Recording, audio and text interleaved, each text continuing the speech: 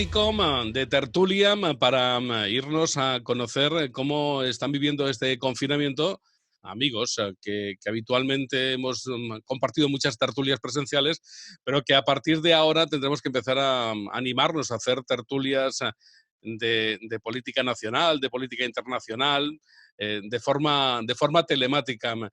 Javier Castro Villacañas, compañero de Mil Batallas, ¿cómo estás, Javier?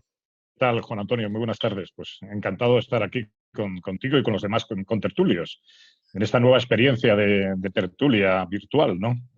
Una tertulia virtual que era lo que nos faltaba por hacer a ti y a mí. Hemos hecho muchas veces muchas cosas juntos y esto es lo que nos faltaba. Nos faltan muchas cosas todavía. ¿Eh? No hay que poner puertas al campo, ¿no? No, ni mucho menos. Nos falta todavía montar en globo a ti y a mí. Y luego ya veremos lo que viene después de montar en globo. Como con Jesús Palacios, que le tenemos confinado en Cartagena. Jesús, amigo, ¿cómo estás? Bien, buenas tardes. ¿Qué tal? Sí, secuestrado como todos, ¿no? En este secuestro domiciliario o arresto domiciliario que estamos padeciendo desde hace 3 meses ya casi.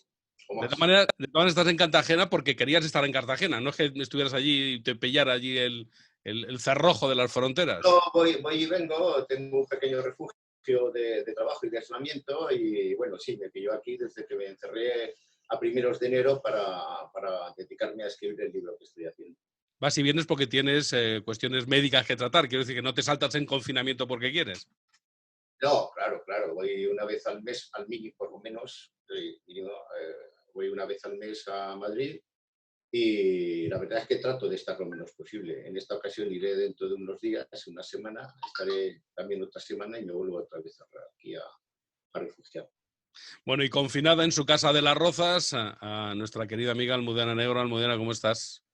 Pues encantada de veros, de estar aquí en una charla entre amigos. Jolín, ¿cuánto tiempo hace, que no nos juntábamos? Y cuántas tertulias también, Almudena, ¿verdad? ¡Uf! No las podemos ni contar. Incontables. Sí, tertulias, además en muchos sitios también. Nos acordamos de Pinto Rosales, pero allí contigo también en la Inter muchas veces también y bueno, disfrutando de lo que es la charla de gente que por lo menos está preocupada por la vida diaria. Además, ahora tú también involucrada en labores políticas como diputada de la Asamblea de Madrid. Sí, la verdad es que está siendo una experiencia que vamos, que no me la quería perder yo, porque fíjate, según casi entro en política nos pilla. Yo creo que es un acontecimiento histórico el que estamos viviendo ya fuera de toda la tragedia y todo lo que es, y la verdad es que está siendo apasionante desde el punto de vista periodístico. Bueno, tú has entrado en política, no, tú has hecho una reentré nuevamente en política, porque tú fuiste la alcaldesa más joven de España, siendo alcaldesa de Braojos en su momento. No sé qué años tendrías, 15 o 16. Pero eso fue hace 3 o 4 años, tampoco vamos a hablar de eso. Pero la verdad es que es una experiencia totalmente diferente, ser alcaldesa de un pequeño municipio a estar ahora como diputada a la Asamblea de Madrid, ¿no? No tiene nada que ver porque piensa que alcaldesa en un pequeño municipio es estar todo el día a pie, es también ver los resultados, y ser diputada pues es estar en labores que te encomienda tu grupo. Yo estoy, pues ya como todo el mundo sabe, peleándome con Telemadrid. Bueno, que no está mal la pelea esa. Bueno, vamos a hablar de cómo veis el panorama actual, que no es un panorama nada. Pues fíjate, Jesús, que es un amante de la historia, pues nada que se pueda comparar con nada, ¿no, Jesús? Este periodo, con alguna otra crisis histórica, posiblemente el periodo crítico de la Primera República podría tener un paralelismo. También el final de los años de la dictadura de Primo de Rivera, de los finales de los años 20, con el establecimiento de la Segunda República.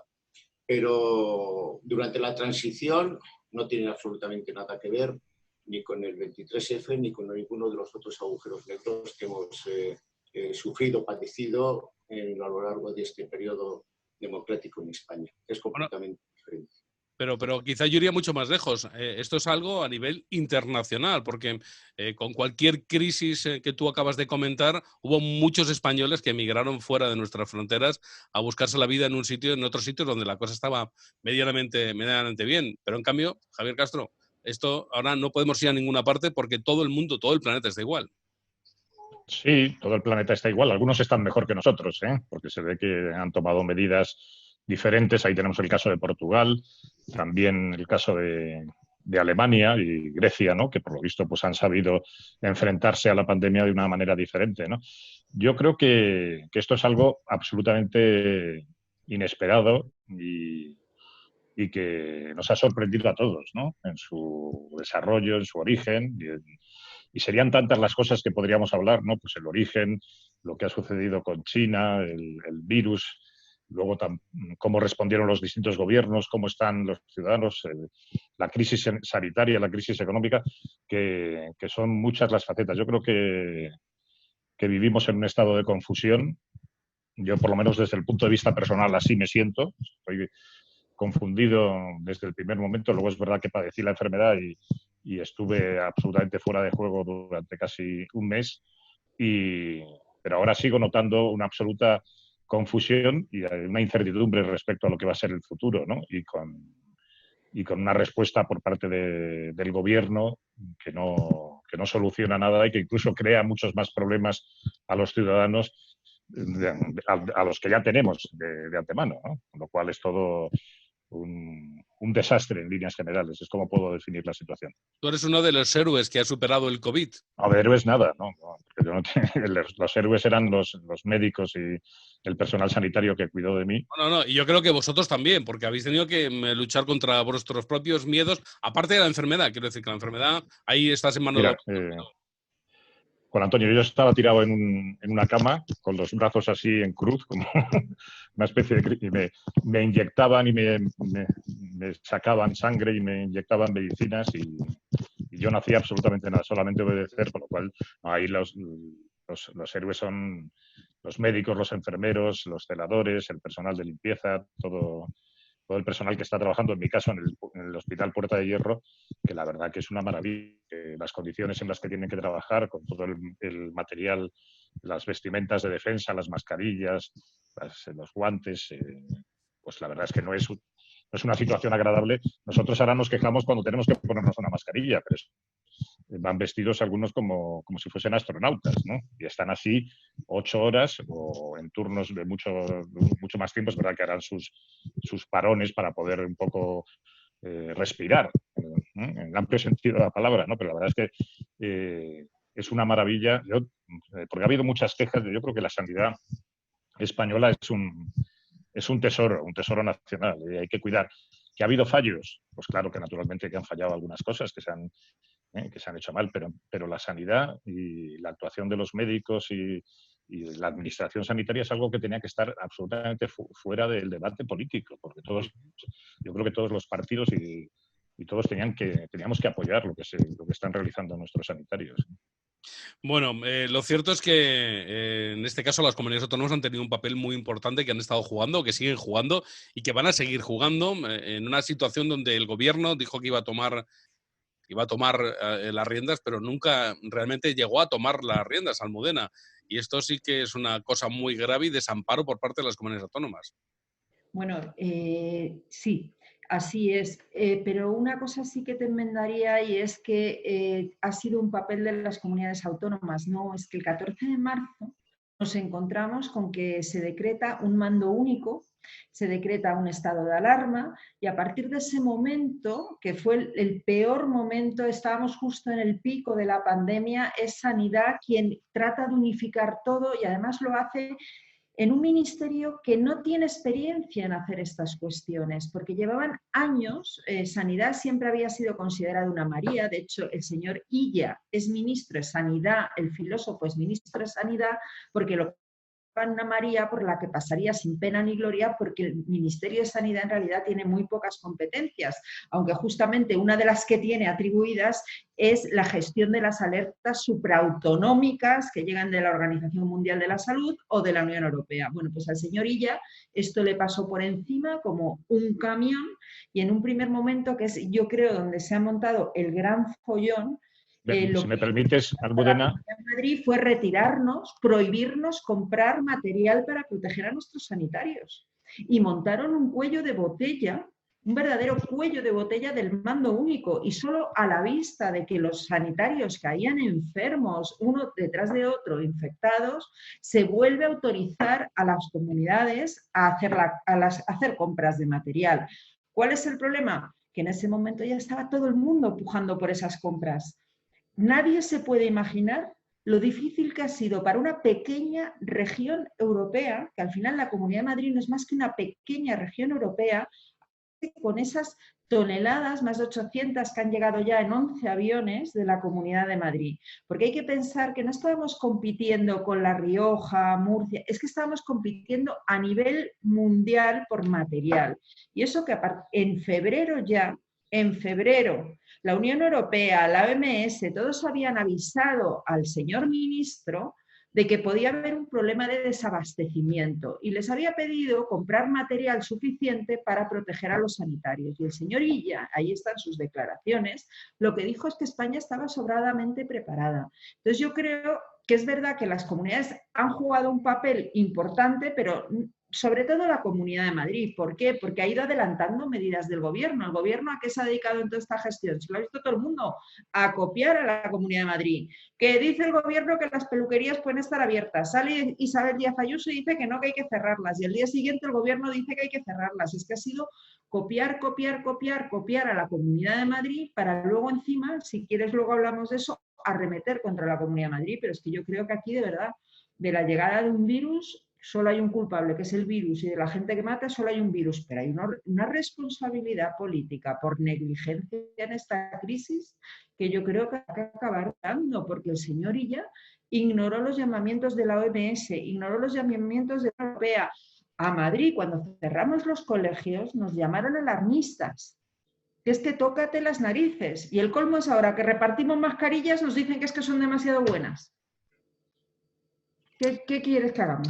Sí, yo quería hacer un añadido a lo que ha señalado Almudena, que es que el ministro Illa llega al gobierno para cumplimentar lo que era la cuota del Partido Socialista de Cataluña. Y le toca al Ministerio de Sanidad como le podía haber tocado otro cualquiera, ¿no? Dentro del reparto que se hizo en el gobierno de coalición de Pedro Sánchez, ¿no?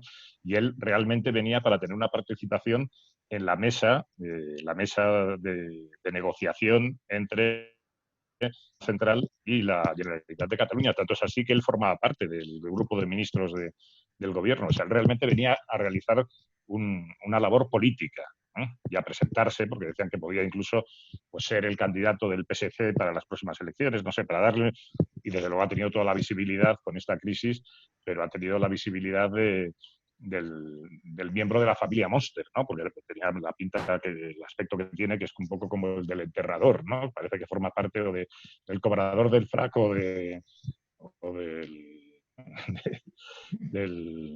una funeraria, ¿no? La verdad es que ha sido todo lamentable desde ese punto de vista, ¿no? Bueno, yo quería saber antes de Almudena, antes de irme otra vez con Jesús, tú decías antes al principio que esto, periodísticamente hablando, es un momento apasionante, ¿no? Por decirlo de alguna manera, porque estamos ante un momento de contar cosas que no hemos podido contar nunca y que nadie ha podido contar antes, con lo cual no tenemos ninguna referencia para contar nada. Y hablamos de que es una crisis internacional, que esto, pues quizá cuando Jesús decía crisis que haya podido tener a lo largo de la historia de España, quizás se podría asemejar más a las guerras mundiales que a cualquier crisis local de cualquier país, ¿no? Almudena. Bueno, claro, es que hay que pensar que vivimos en un mundo globalizado y que así es como ha sucedido. Yo creo que quizá porque ha habido una gran irresponsabilidad en los primeros momentos de la pandemia, hay que señalarlo. Yo no entiendo cómo, por ejemplo, pudo haber ese partido de fútbol entre Italia y España, no me acuerdo exactamente los equipos que eran, que se permitió jugar ese partido sabiendo ya cómo estaba Italia, cómo no se tomaron medidas más importantes, sobre todo en los aeropuertos, que han sido la gran vía de entrada.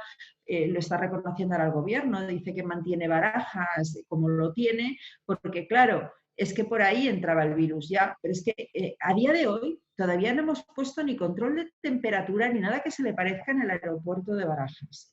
Es decir, aquí también ha jugado la responsabilidad que ha permitido la expansión de una pandemia. Es verdad que son muy pocos los países que han quedado libres de este virus, pero no es menos cierto que si nos ponemos a comparar cómo lo ha gestionado Austria, Alemania, Corea del Sur o Portugal o Grecia no tiene nada que ver con el desastre que tenemos montado en España, donde tenemos la tasa de letalidad por cada 100.000 habitantes más alta del mundo. Claro. Bueno, Jesús, como digo, esto se asemeja más a una guerra mundial, ¿no? Digo, por cómo se está viviendo esto a nivel internacional. Bueno, es una situación que afecta globalmente a todo el mundo, porque este virus se ha expandido, se ha incrustado en todas las sociedades, en todos los países, en todas las naciones. Una guerra la definió inicialmente este gobierno del desastre de Pedro Sánchez, diciendo que sí, que estábamos en una guerra. Pero una guerra que te provoca y te produce unos estragos y unos desastres de destrucción y de colapso social, económico, etcétera, se reconstruye después con unos esfuerzos de toda la sociedad empujándolo. ¿Qué es lo que ocurre aquí? Que si los efectos de la guerra, de la destrucción, sin embargo, entramos con unas consecuencias que vamos a tener de destrucción también de la economía. Y también con una división de la sociedad en donde estamos en una polarización social muy grave, peligrosísimamente grave, que es lo que estamos viendo en estos días, en donde la sociedad, harta de la situación, de la desconfianza absoluta que tiene hacia este gobierno, sale a las calles porque no tiene otra opción para protestar su descontento con esta situación política. Y esto es un marco absolutamente sin precedentes. No hay ningún precedente, por lo menos en el desarrollo de estos 42 años de historia democrática en España, en que nos encontremos con una situación semejante o parecida. Es ex novo en todos los aspectos. De ahí el ensayo político en el que estamos inmersos en estos instantes. El mando único que cogió el gobierno, esto nos desvela y nos descubre algo que venimos diciendo desde hace también muchísimos años, y es el funcionamiento o no de las estructuras políticas que tiene España. Porque ha habido una dicotomía, por una parte negativa y por otra parte positiva, en el sentido de que desde que se desata la pandemia, por una absoluta también negligencia criminal por parte del gobierno, en donde nos afecta de una forma brutal a toda la sociedad, tenemos el recurso después de que las comunidades autónomas pueden ser las gestoras en cada recinto, en cada comunidad, de todos los desastres sanitarios, de esta crisis sanitaria, puede estar gestionando con unas directrices que no existen tampoco porque hay absolutamente una dispersión en cuanto a las normas que tiene que dictar el gobierno, en donde están basculando constantemente entre lo que dicen hoy y lo rectifican a la media hora. O sea, el mando único ha funcionado como una farsa en todos los aspectos por parte también de las normativas, de las órdenes que ha estado utilizando el gobierno. ¿Qué es lo que ocurre? Que estamos con el funcionamiento de una crisis sanitaria en donde se habrá 42.000 o 50.000 muertos, las cifras oficiales están cercanas ya a los 28.000, pero es una enorme mentira porque aquí ha primado la ideología por encima de la sanidad, por encima de curar o de intentar salvar vidas, como está diciendo el gobierno. Y el gobierno vende todos estos escenarios de prórroga del estado de alarma, en realidad es una situación de estado de excepción ya cada vez menos encubierto, a base de otorgar premios políticos a quienes pactan este estado de alarma. Es como una especie de, si no se le concede a Pedro Sánchez las prórrogas del estado de alarma, se le está haciendo una moción de censura encubierta también. ¿Qué es lo que nos ocurre? Y termino rápidamente con esto. Nos abre frontalmente que la situación del marco de las estructuras de las comunidades autónomas ha fracasado estrepitosamente en España. Porque si hubiera habido realmente un mando único de estructura, de dirección, de gestión para todas las 17 comunidades autónomas, no hubiéramos presenciado todo este disparate que ha intentado remediarse personalmente por cada comunidad autónoma según no le vinieran ganas, sino según sus posibilidades y recursos, pero con una determinación absoluta en todos los aspectos. Sin medios para poder atender, sin tener equipos de protección sanitaria, sin saber qué normas o qué situaciones. Ha habido unos estragos en las primeras semanas, en los mes y medio, hasta que se ha ido conteniendo los efectos de esta dramática pandemia, en donde han sido absolutamente desastrosos en todos los sentidos. Entonces, hay un aspecto que es el funcionamiento de las estructuras autonómicas. Se demuestra que es un fracaso absoluto, descarnado, con esta pandemia del coronavirus. Y por otro lado, se ve que ha habido alguna gestión menos punible, menos en este aspecto negativa, en donde la gestión de algunas comunidades autónomas ha podido ser menos lesiva que con una gestión en donde, en donde este gobierno no ha podido dar ninguna directriz real, a salvo estar modificando permanentemente es decir, lo que decía que hacía no lo hacía. Y esto nos demuestra el caos absoluto que hay. No ha primado más que la ideología por encima de una responsabilidad política en cuanto a llevar a cabo una gestión responsable y profesional del asunto de atacar la pandemia del coronavirus. Castro. Sí, pues completamente de acuerdo. Yo lo veo también así, ¿no? Y luego allí ha señalado Jesús, claro, el fracaso, sí, del Estado de las autonomías, que se demuestra la no coordinación, por lo menos la no coordinación de un mando único con las 17 administraciones autonómicas, y luego pues incluso el gobierno ha tenido que ceder en la desescalada para que sean las comunidades autónomas, algunas comunidades autónomas, porque no todas, claro, porque luego ya hablaremos del caso concreto a lo mejor de lo que ha sucedido con la Comunidad de Madrid, ¿no? Pero junto a eso, que para mí me parece grave porque es la demostración del fallo de un diseño administrativo, ¿no? Político, administrativo, yo creo que también lo que se está dando en estos días, y Jesús lo ha señalado con las prórrogas del estado de alarma, es que aquí estamos viendo el coronavirus del parlamentarismo, ¿no? O sea, aquí, ahí me hace mucha gracia cuando determinados grupos minoritarios toman la palabra en el Congreso de Diputados y se ponen en esa situación de superioridad moral, repartiendo, digamos, bendiciones o bofetadas a diestro y siniestro, y luego para apoyar un estado de alarma que tiene un fundamento sanitario, ¿no?, de la existencia de una pandemia, lo que hacen es reclamar competencias políticas o reclamaciones políticas. O sea, por ejemplo, ahora lo estamos viendo con lo que está sucediendo, la crisis que ahora mismo vemos por el acuerdo firmado entre el PSOE, Bildu y Podemos, que ha sido rectificado a las pocas horas de haberse firmado, y que ahora nos encontramos dentro del gabinete de Pedro Sánchez con declaraciones contrarias por parte de Pablo Iglesias, de Ábalos y de Calviño, ¿no? Y entonces, claro, ¿qué tiene que ver el tema de una reforma laboral con lo que es la prórroga de un estado de alarma que solamente se fundamenta el estado de alarma, o sea, el confinamiento, en una cuestión sanitaria? Porque luego habrá, naturalmente, los efectos económicos y sociales, y ahí, pues naturalmente se podrá discutir si el marco laboral es necesario o no, pero no en la prórroga del estado de alarma. Y luego, el caso de Esquerra Republicana de Cataluña y el partido de Juntos por Cataluña, pues lo mismo. O sea, lo que reclaman es competencias políticas, que se forme la mesa esta de negociación entre el gobierno central, con lo cual aquí vemos que por cada apoyo parlamentario lo que se reclama es una cuestión política que no tiene que ver absolutamente nada con el aspecto médico y sanitario, que es lo que se está debatiendo en ese momento, ¿no?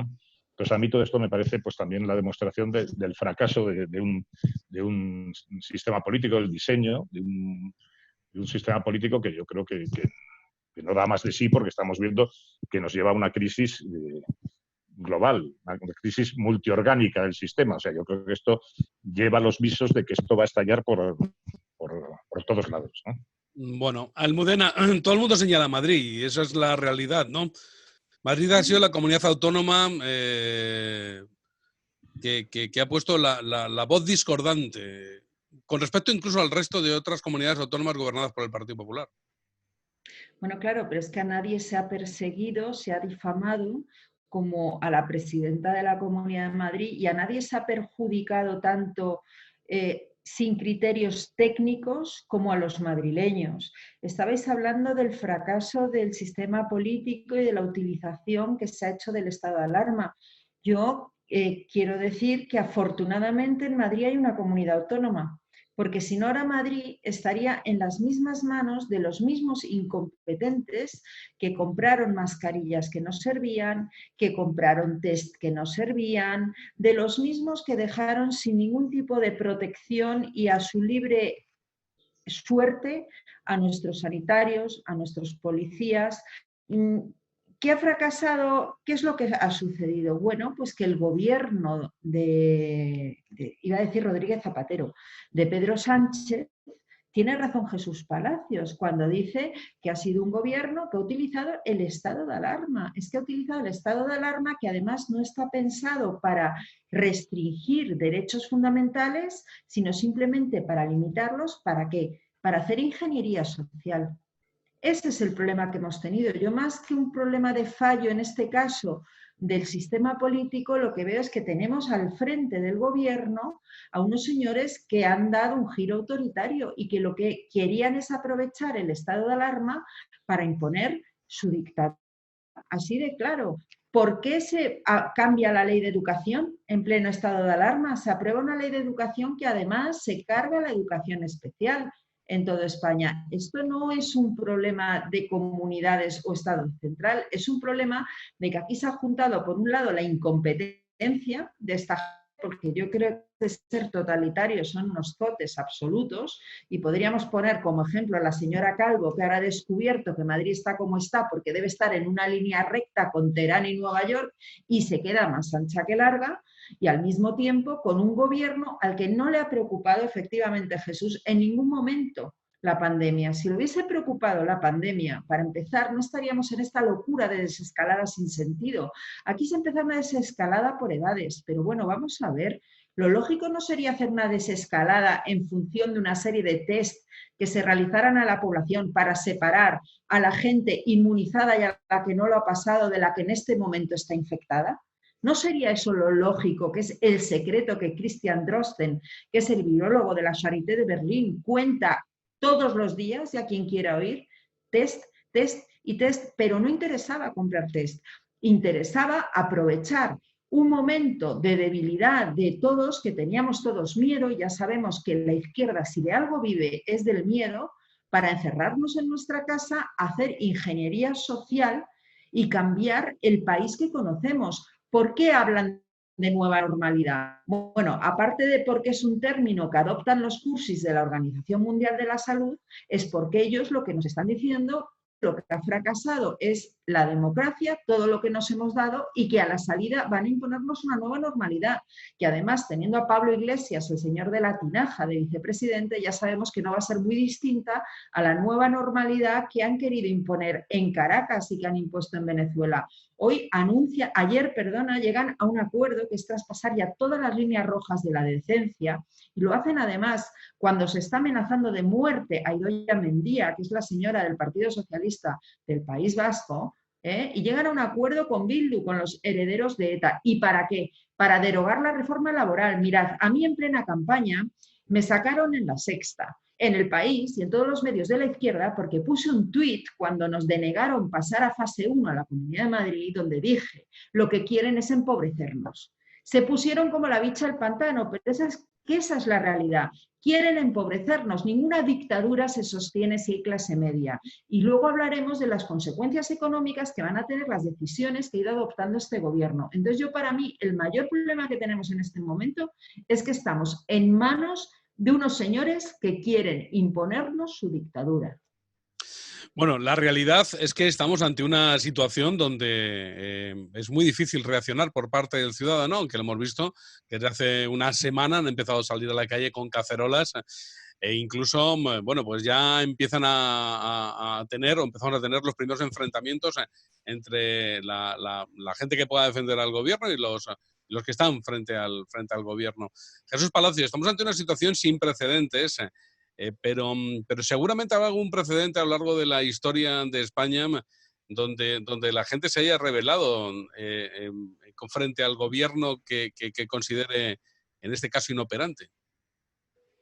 Bueno, hay algunas similitudes históricas. Estoy recordando ahora, así rápidamente, ejemplo, el sexenio revolucionario con la Gloriosa, el descabalgamiento de Isabel II, en donde, a pesar de que fue una militarada en ese aspecto por parte de Prim, Serrano y algunos otros, pero había una reacción social popular en ese aspecto. Pero hay que tener en cuenta varias cosas. La sociedad española, históricamente, ha sido bastante inerme o inactiva en relación con su clase política.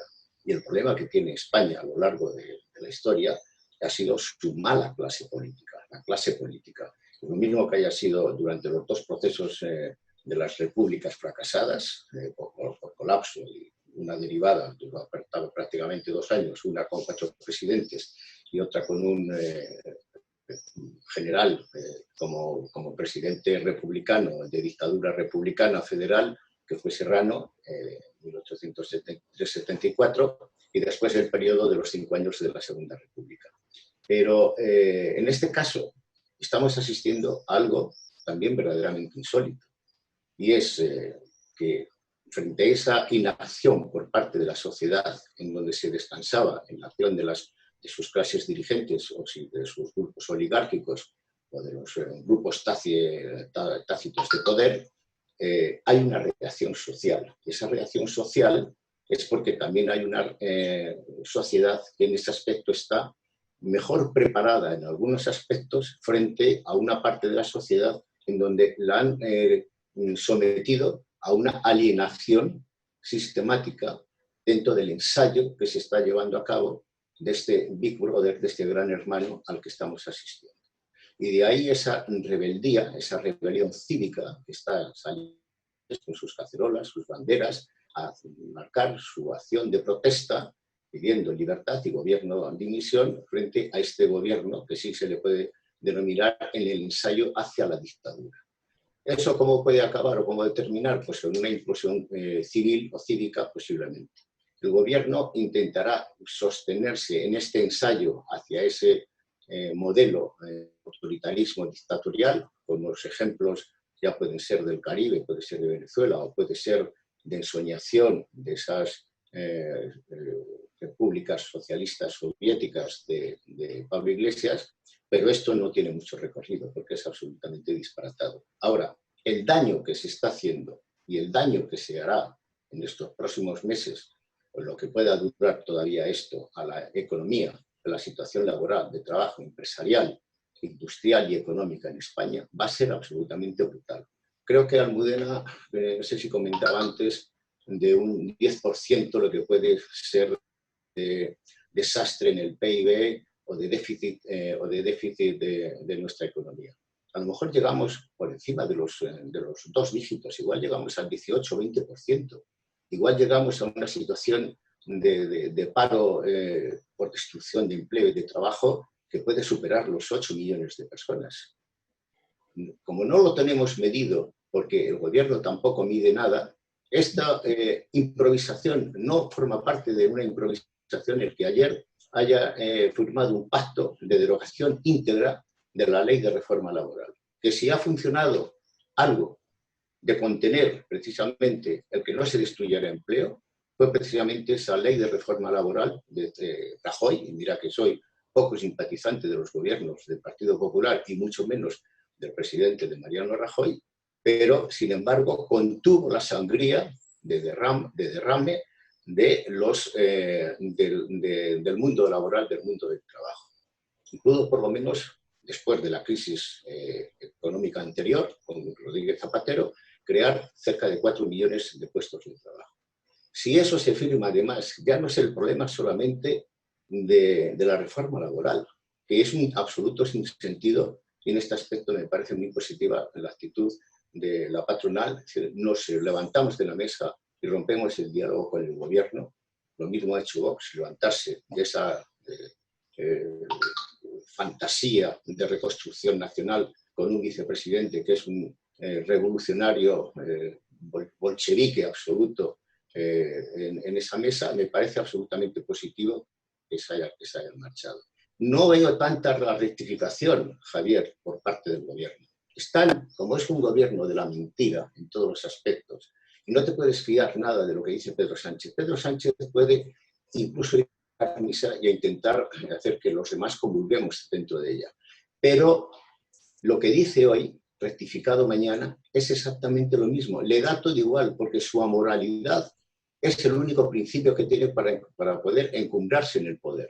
No existe absolutamente ningún otro principio más que el del poder por parte de Pedro Sánchez. Y se percibe una crisis en el gobierno ahora mismo. Yo, por lo menos por lo que leo en los titulares de los medios, los periódicos, los medios digitales, hay unas declaraciones de Pablo Iglesias que van por un sentido y otras de Calviño y de Ábalos que van por el otro, ¿no? Con lo cual ahí hay una tensión evidente. Y yo creo que eso lo que pone de manifiesto es precisamente lo que señalabais vosotros anteriormente, la irresponsabilidad, la falta de criterio. Yo, más que el hecho que son naturalmente ingenieros sociales, sociópatas, gente que quiere dirigir absolutamente todo, porque lo que hemos vivido durante estos 3 meses es que nos controlaban pues no solamente la salida, y cómo teníamos el lío de las mascarillas, han querido dar instrucciones absolutamente por todo, que eso lo que demuestra es una mentalidad de gente que quiere tener controlado todos los detalles y todas las circunstancias, ¿no? Pero al margen de eso, yo no creo que ellos tengan, ni creo que se den las circunstancias objetivas para implantar una dictadura ni un cambio de régimen que fuese en esa dirección. Yo creo que eso es absolutamente imposible, ¿eh? Yo creo que por ahí no van los tiros, pero lo que sí demuestran es una incompetencia absoluta. Una incompetencia. Pero, independientemente de la incompetencia, Javier, es un ensayo. Eso es. Es un ensayo. El ensayo se está llevando a cabo. El ensayo se puso en marcha con la formación de este gobierno. Voy a tratar de ser sintético en esto.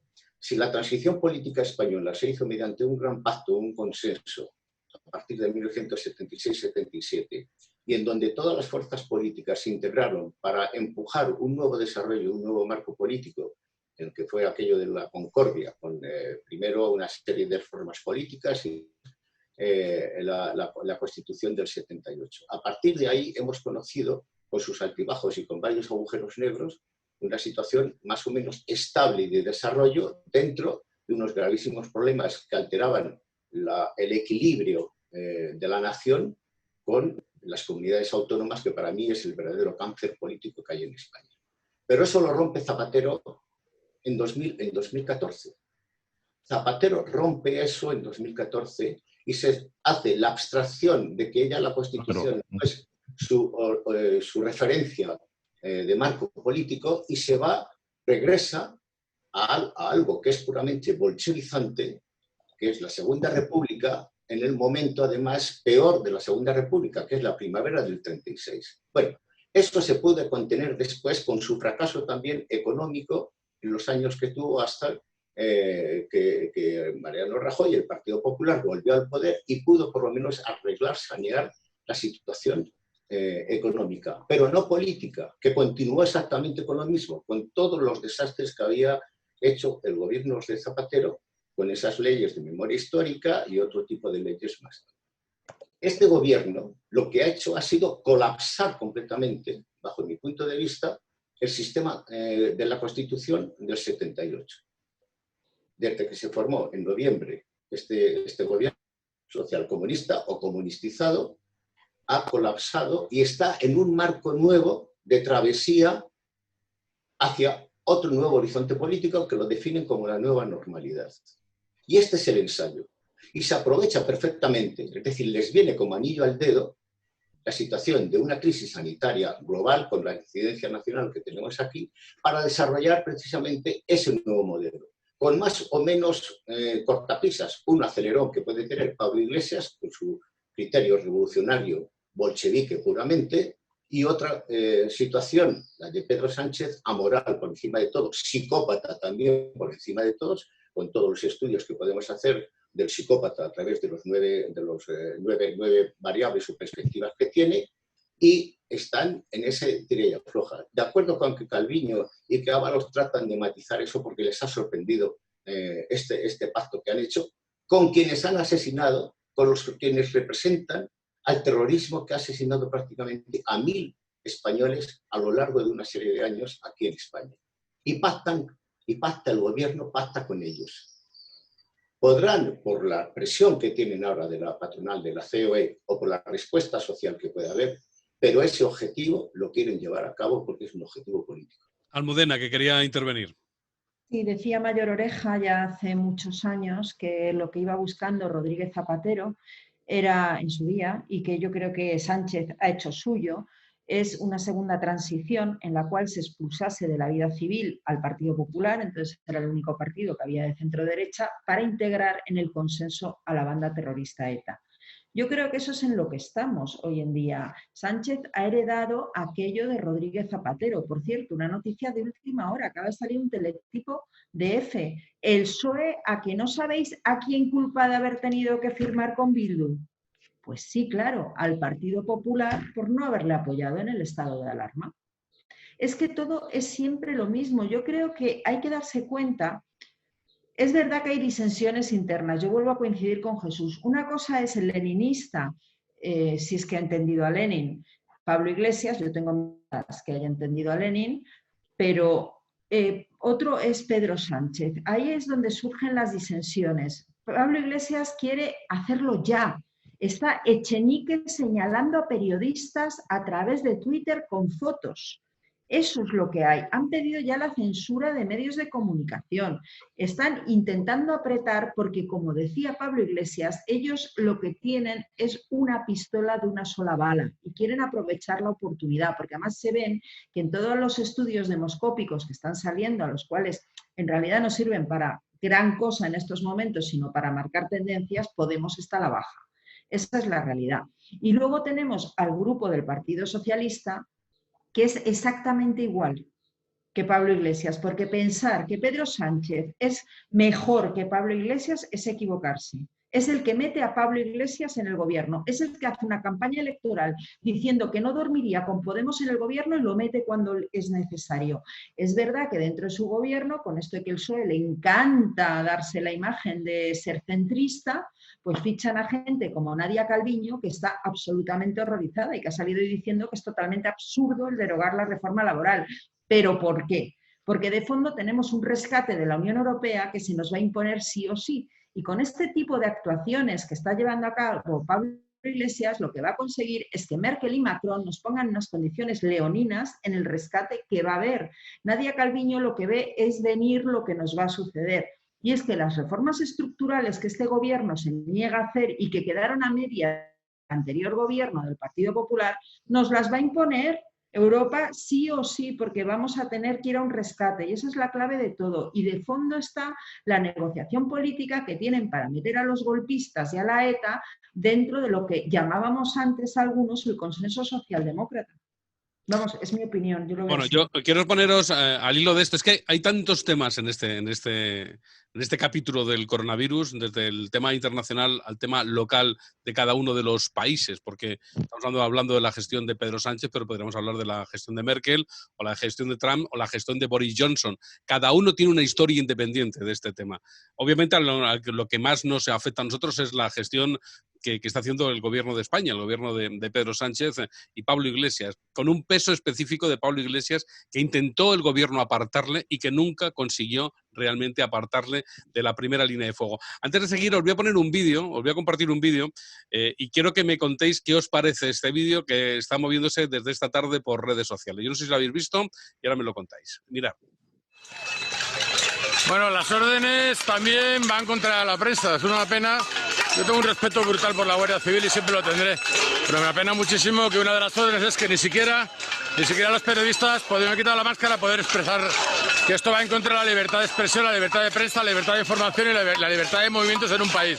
Los periodistas no podemos ni siquiera pasar por la calle y ni siquiera podemos dar la vuelta o ir al otro lado donde está esta gente. Creo que es un error brutal por parte del Ministerio del Interior y del responsable de la delegación del gobierno, ya no solamente no dejar paso a la gente que tiene que pasar andando porque viven aquí y pasan todos los días, sino que encima, para colmo, la libertad de expresión de los ciudadanos y la mía como periodista y la del resto de mis compañeros no podemos dar la vuelta a la casa por el camino de tierra y tampoco podemos pasar por la vía pública, ni los vecinos ni los periodistas. O sea, aquí no hay libertad absolutamente para nadie. Esto es Venezuela, señores, lo ha conseguido. Este chico lo ha conseguido, el de la coleta. Ojalá lo veamos sentado en un tribunal, porque esto no lo tiene que explicar. Y los compañeros de prensa de las asociaciones deberían de venir aquí. Y todos los que se sientan en los platos de televisión a llevárselo calentito, que no se han enterado de lo que es una cuarentena, porque ir a la televisión todos los días a cobrar pasta es una cosa. Y otra cosa es estar en la calle pasándolo como lo estamos pasando el resto de los ciudadanos. Aquí es diferente que en un plató. Y aquí no nos dejan hacer nuestro trabajo. Mañana alguien hablará de que no se respetan las distancias. Sí se respetan las distancias. Lo que no se ha respetado es la libertad de movimiento por este país, ni la libertad de prensa, ni la libertad de, es que me estoy poniendo de una mala leche, ni la libertad de expresión, ni la libertad de información, señores. Esto va camino de una república bolivariana. Y aquí os voy a enseñar a la gente que está al otro lado de la valla que no han podido pasar. ¿No os dejan pasar por ahí? No habéis podido dar la vuelta a la casa, ¿no? No os dejan pasar, no, se han subido hasta aquí. Pues nada, a nosotros tampoco nos dejan hacer nuestro trabajo. No nos dejan entrar por ahí, o sea que... Es la libertad bolivariana que tenemos aquí, que luego mañana la apoyarán en televisión.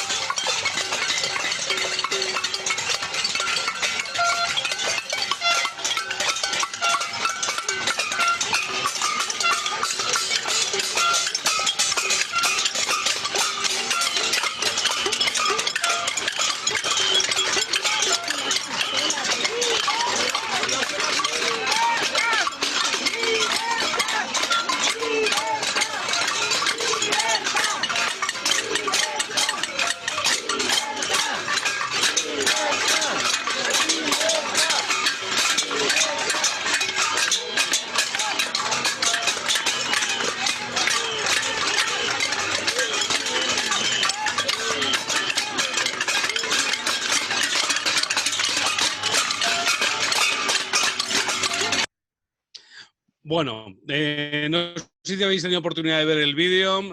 Almudena, es Galapagar, Sí, la casa de Pablo Iglesias. Es nuestro compañero Miguel Temprano, que se había desplazado hasta Galapagar para ver lo que estaban haciendo los que la izquierda llama cayetanos en la puerta de la casa de Pablo Iglesias. Yo creo que aquí hay dos temas distintos. Por un lado, el manifestarse a la puerta de la casa de los políticos, que a mí no me parece bien, no me pareció bien y critiqué mucho lo que le hicieron a Soraya Sáenz de Santamaría, que no era ni mucho menos santo de mi devoción en aquel entonces. Tampoco me parece bien que se lo hagan a Pablo Iglesias. Pero luego hay otro tema, que es la utilización de los recursos del Estado en favor de esta gente.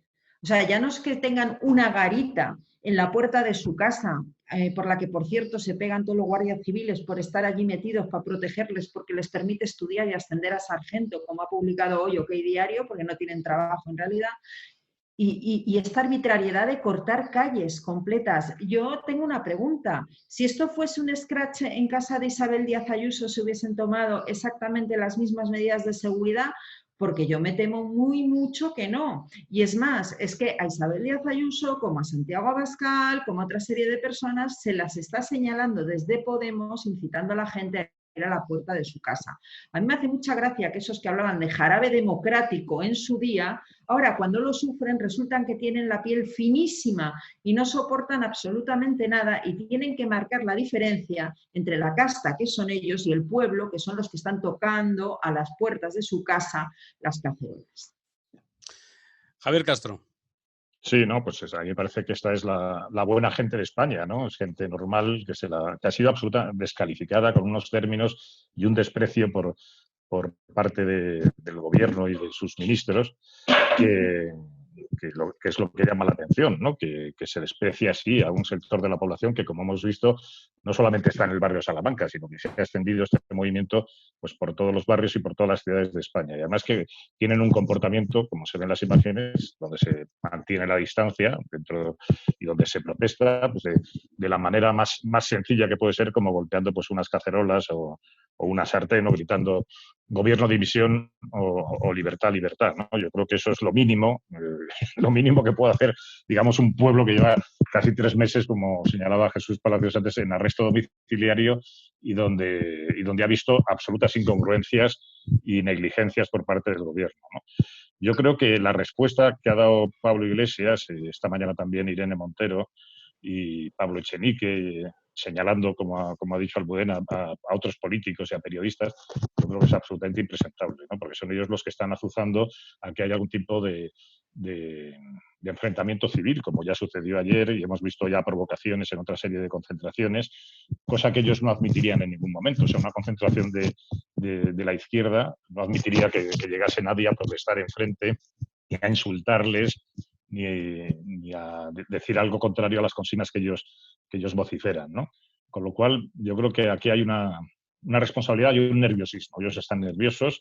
Hemos visto que en principio había 5 coches de la Guardia Civil. Ya ayer tuvieron que establecer un perímetro de seguridad a la casa. Yo creo yo creo que ellos están, por mucho que digan esa frase de que hay que venir a la política llorado de casa, yo creo que ellos están fastidiados, ¿no? Por todo lo que está pasando, ¿no? E independientemente, yo aquí, para no alargar mucho mi intervención, pero yo señalo que no coincido con lo que dicen Jesús y Almudena respecto a que estamos en las puertas de una dictadura de tipo chavista o venezolana. Yo creo que aquí se dan otras circunstancias políticas completamente diferentes. El gobierno de coalición entre Pedro Sánchez y Pablo Iglesias es el abrazo de 2 náufragos, de 2 náufragos de un político que se viene abajo y que la derecha, yo creo que no entiendo por qué no le cuesta identificar y definir como un sistema de izquierdas. O sea, la transición es un sistema, es un régimen político que se configura para que la izquierda tenga el monopolio del poder político y el monopolio del poder cultural e informativo. Y se hace así por un interés político de la monarquía. O sea, a la monarquía le interesa que el régimen se configure en torno a la izquierda y se establece y se crea y se apoya un partido socialista que es el pilar fundamental de este régimen. Y lo sigue siendo. O sea, el Partido Socialista puede pactar con todos los grupos. Ha pactado con el PP en alguna ocasión también, pero pacta con Bildu, pacta con el Bloque Nacionalista Gallego, pacta gobiernos también en Cataluña con Esquerra Republicana de Cataluña, y es el auténtico ese régimen que, por mucha corrupción en la que se haya visto envuelta, por mucha negligencia, que lo vimos también, y absoluta falta de competencia en los gobiernos de Zapatero, y ahora tenemos el caso de Pedro Sánchez, que vuelve a repetir un poco la circunstancia. Yo a este gobierno, cuando se formó, no le daba más que 1 año de vigencia, porque son tales las contradicciones que intenta cabalgar. O sea, es imposible contentar a los separatistas catalanes, a los separatistas vascos, a las reivindicaciones de Podemos. Eso no puede tener un buen final, ni lo va a tener. Y lo vamos a ver el final de este gobierno, yo creo que más pronto que tarde, porque son muchas las contradicciones que se dan dentro de eso. Y frente a eso, yo creo que la derecha en España tendría que levantar una bandera de reforma política, de reforma profunda de la situación de las estructuras políticas de este país, y no defender ni intentar salvar los restos de un naufragio que no es suyo. O sea, la derecha no es responsable del fracaso, será responsable a su nivel, pero no es la máxima responsable del fracaso del régimen del 78, porque no es su régimen, porque no era un régimen donde se defendiese la democracia ni se estableciesen condiciones de igualdad entre las fuerzas políticas. Antes señalaba Almudena la tesis de Mayor Oreja de que la segunda transición consistía en dejar fuera al Partido Popular. Pues si dejan fuera al Partido Popular, ¿qué régimen democrático es este? El otro día los dirigentes de Vox también se lamentaban de que se iban a ser ilegalizados ellos, o que sabían que se iban a ser ilegalizados. Un partido que tiene 54 diputados, ¿cómo va a ser ilegalizado? Sería absurdo completamente. Yo creo que el error viene por intentar defender lo que son los restos de un naufragio, del naufragio de un sistema, de un régimen político que se ha venido abajo por muchas circunstancias, que no nos daría tiempo aquí comentarlas, la corrupción, pues el fracaso del diseño territorial. Podríamos señalar la deslealtad de los separatistas, de los nacionalistas catalanes y vascos, pero eso estaba también de origen en su propia ideología y programa político, con lo cual se sabía que tarde o temprano iban a tomar esa posición. El pensar que se iba a integrar a los nacionalistas dentro de un régimen político, pues era... Y luego es verdad que se han desenterrado heridas y se ha llevado nuevamente al enfrentamiento civil en un régimen que Jesús recordará que se vendió también con la imagen de la reconciliación de los españoles, ¿no? De que era un régimen que por fin traía la reconciliación, la paz. Pues todo eso hemos visto que no se ha conseguido, ¿no? Y eso es un fracaso de un sistema político y lo que no se puede dejar a la izquierda es la bandera de la reforma, del cambio político de una situación que se ha venido abajo. Yo creo que la derecha tiene que levantar una bandera de reforma de las instituciones, de reforma de la Constitución, de reforma de las leyes y afrontarlas pues con decisión y con valentía, porque el fracaso de esta situación no es un fracaso de sus políticas ideológicas ni de sus políticas de gobierno. Jesús Palacios, no sé, es que, repito, hay tantos temas que se engloban en uno que es muy complicado, pero con respecto a este vídeo de Miguel Temprano, ¿qué es lo que te parece esa situación de escrache? Condenable, como decía Almudena, cualquier tipo de escrache político, porque estamos en una democracia y lo que no se puede hacer es a los políticos amedrentarlos, intentarlos amedrentar, pero también por otra parte... Juan Antonio, sí. Yo he visto scratches y esto es bueno, es un paseo tenemos la imagen, por ejemplo, de Cristina Cifuentes, por poner un caso, gritándole a la cara mientras que anda por la calle, o Soraya Sáenz de Santa María. Ese para mí fue el mayor acoso que se ha hecho a un político, a una política, y que decía precisamente Pablo Iglesias y toda la fauna que le seguía de Podemos, de que eso era precisamente jarabe democrático. Aquella gente energúmena y vociferante y que tuvo que soportar y que aguantar Cristina Cifuentes a la salida de su casa sin que nadie le protegiera, eso ha sido absolutamente terrible y sin embargo no hubo una crítica política sobre eso. Estos no son scratches, esto es una protesta cívica, pacífica absolutamente, y sin embargo ya están también soltando gente a la calle, energúmenos que buscan la confrontación y el enfrentamiento, insultándolos y después persiguiendo a algunas personas, agrediéndolas y causándoles lesiones. Cerrar una calle al tránsito, una vía pública, es un abuso de poder. No hay nada que lo justifique, de modo alguno. Nada. Ni aunque dé la orden el ministro del Interior y mande allí a guardias civiles. Eso es un abuso de poder. Los guardias civiles van y cumplen ese cometido, pero esos guardias civiles simples, sencillos, de número, que son guardias civiles o cabos o sargentos, no se van a exponer a que puedan ser sancionados por el superior que traga políticamente con el asunto para decir no cumplo una orden que es absolutamente ilegal. Hemos, en estas semanas atrás, sí marcado a los cuerpos y fuerzas de seguridad del Estado, desde las redes internacionales, diciéndoles, ojo con que ustedes pueden estar siendo receptores de unas órdenes en las que, si son ilegales, si violan la ley, no tienen obligación alguna de cumplirlas. Y haya habido cierta matización por parte de la Policía y Guardia Civil en donde se han negado a cumplir órdenes dictadas por el Ministerio del Interior, el Ministro del Interior por Grande Marlaska. Eso en cuanto a la calle de Pablo Iglesias, que puede estar muy aterrado o no porque a la casa de Pablo Iglesias, porque vayan unas personas, vecinos o lo que sea de Galapagar, y que saquen allí pues, las cacerolas o la sartén y que pasen con la bandera nacional que le horripila porque él no puede decir el nombre de España y que no puede desde luego enarbolar una bandera porque la suya en todo caso es la tricolor, que es la de la Segunda República. Sobre el régimen naturalmente que ha colapsado y que ha fracasado, pero el régimen inicialmente no nació para entregárselo a la izquierda. Eso es una matización, bajo mi punto de vista, que es importante.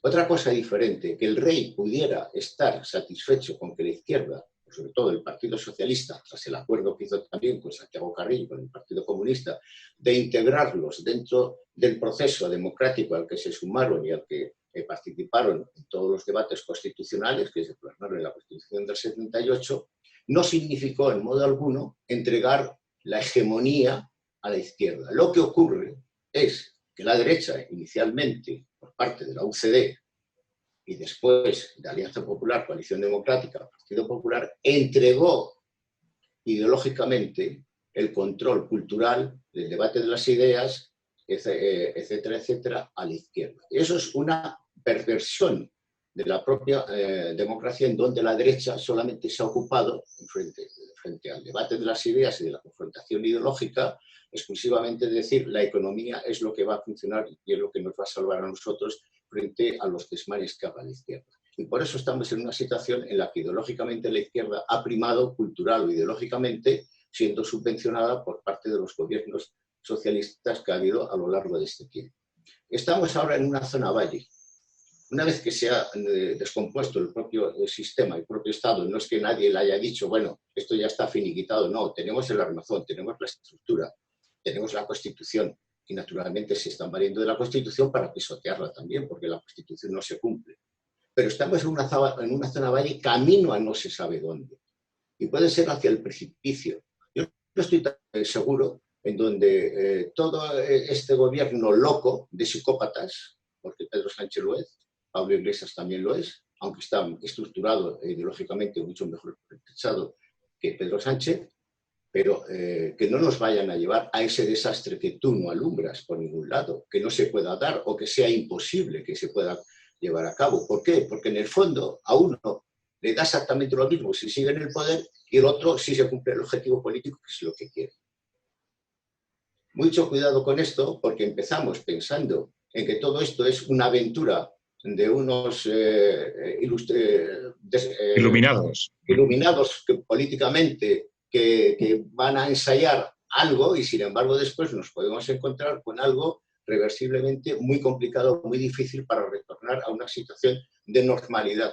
Se están pisoteando las libertades, democráticamente hablando, las libertades fundamentales, los derechos fundamentales de los españoles, y pese a que hay muchos juristas que están diciendo que es un estado de excepción encubierto y que no se puede, por la situación del estado de alarma, sustraer tener a la gente configurada en las casas y limitarles el derecho de que puedan circular, de que puedan salir. Eso no lo puede hacer un estado de alarma y, sin embargo, tenemos que tragar. Y ahí esa reacción, es decir, el gobierno arropándose las funciones de Estado y, por lo tanto, también secuestrando en este caso, porque tiene que estar callada, porque si no, en esta situación, la corona tiene grave riesgo también de caer. Ya hemos visto cómo, con lo que está ocurriendo con el rey emérito, posiblemente también porque se lo ha ido ganando a pulso por muchas cuestiones o elementos o cosas, en fin, sobre todo vinculados con la corrupción, ya se ha hecho acreedor de las mismas, pero ojo con la situación en la que nos encontramos, ojo con la situación que es muy delicada y que es muy peligrosa. Estamos en una situación en donde si no hay una reacción, el derecho a la rebeldía por parte de la sociedad, que lo pueda en alguna forma encauzar unos grupos políticos, o bien por rebeldía, por eclosión y por estallido social en la calle, nos podemos encontrar con una situación verdaderamente muy seria y muy complicada. Yo no digo que vaya a ser de confrontación y de guerra civil, pero que sí que puede haber problemas sociales, sin duda alguna. Bueno, problemas sociales ya empiezan a ser estos, porque hay gente que ya no tiene para llegar a final de mes. Y el problema social viene por el problema económico. Y es que está todo estrechamente ligado. Hasta ahora la gente se ha confinado en casa, como tú bien apuntabas, Jesús, porque podía aguantar, pero ya llega un momento en que la gente no puede aguantar. No sale con las cacerolas a la calle por las incongruencias del gobierno, no. Sale a la calle por su necesidad perentoria de comer al día siguiente, por su necesidad de ir a trabajar, porque si no, no mete un sueldo en su casa. Y esto es un poco lo que estaba diciendo la Comunidad de Madrid enconadamente, decir, queremos entrar en la siguiente fase porque necesitamos cuanto antes reactivar la economía porque la gente no se va a morir del coronavirus, la gente se va a morir de hambre. Y eso es una realidad donde gente que no lo necesitaba porque vivía medianamente bien, ha cambiado de repente y va a vivir medianamente mal. Y eso yo creo que ese es el gran conflicto que hay. O sea, las caceroladas vienen provocadas por una cuestión económica individual de cada ciudadano que sale a la calle a protestar de que que han sido obedientes y que se ha contenido la pandemia. Bien, pero es que ya no se puede contener más porque la economía se cae.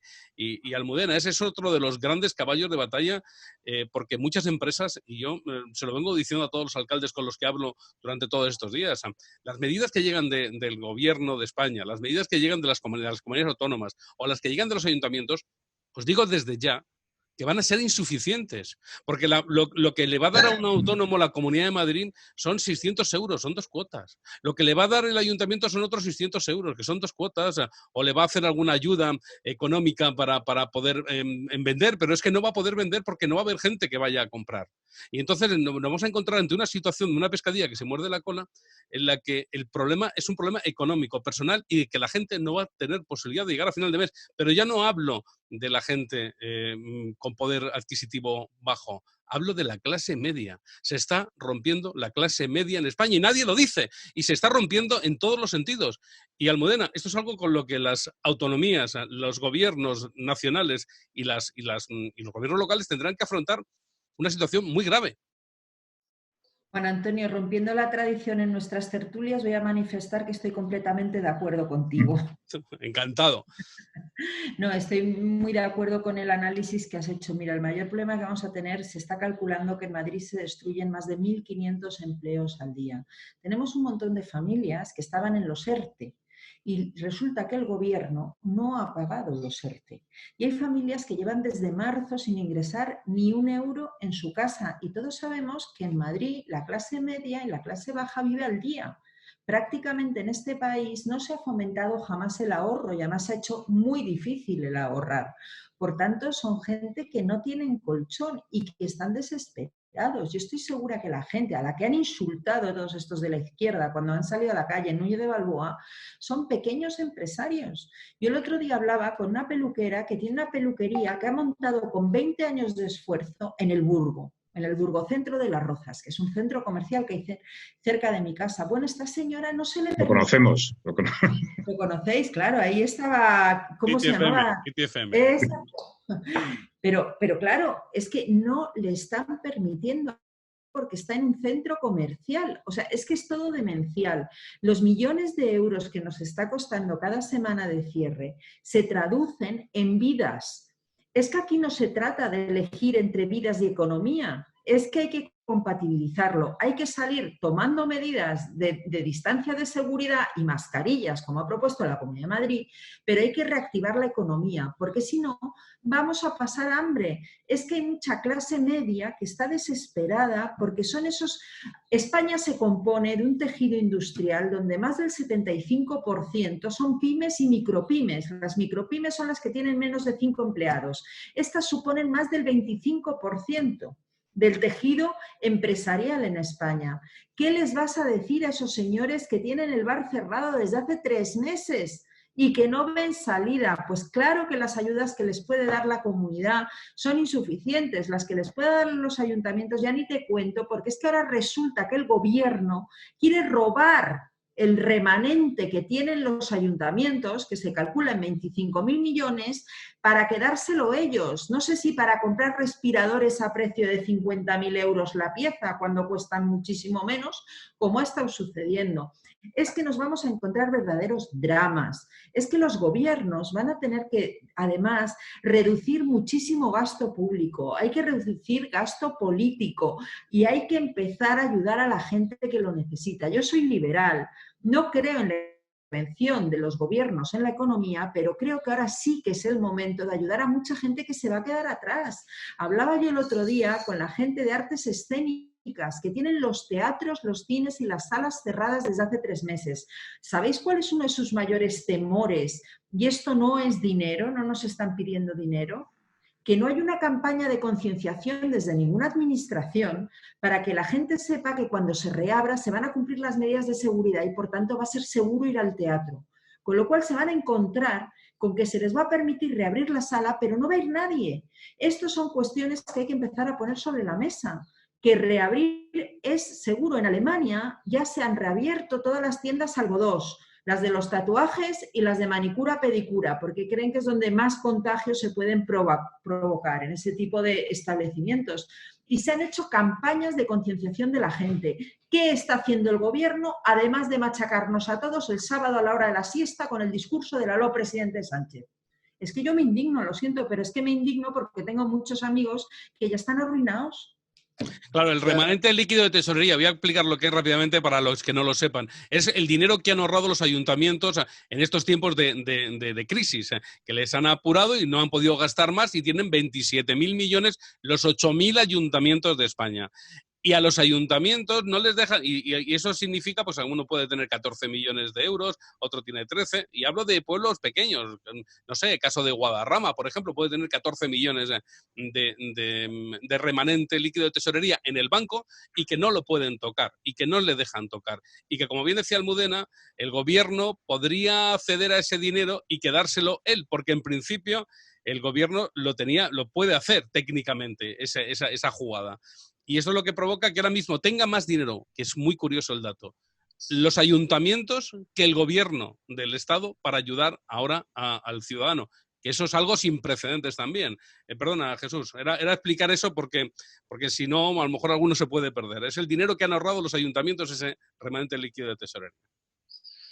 De una forma descarnada, lo que nos hemos encontrado con esta situación de pandemia global en todo el mundo, en todo el universo, son principalmente dos cosas: la forma de encarar los diferentes gobiernos esta situación.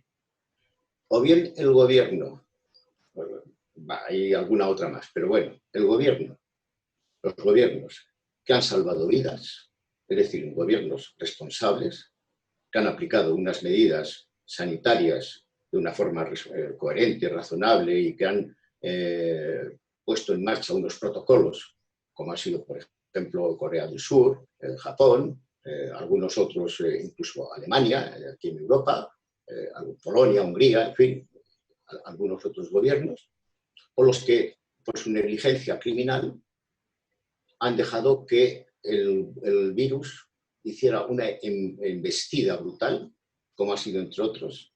Inglaterra. Bueno, pero hay unos que pueden ser por frivolidad en la cuestión política, como el de Johnson diciendo hay que tener contacto con el virus y por eso nos hará un colchón de resistencia y quedaremos inmunes si nosotros nos infectamos del virus, desconociendo cuál era la patología y de qué forma el virus podía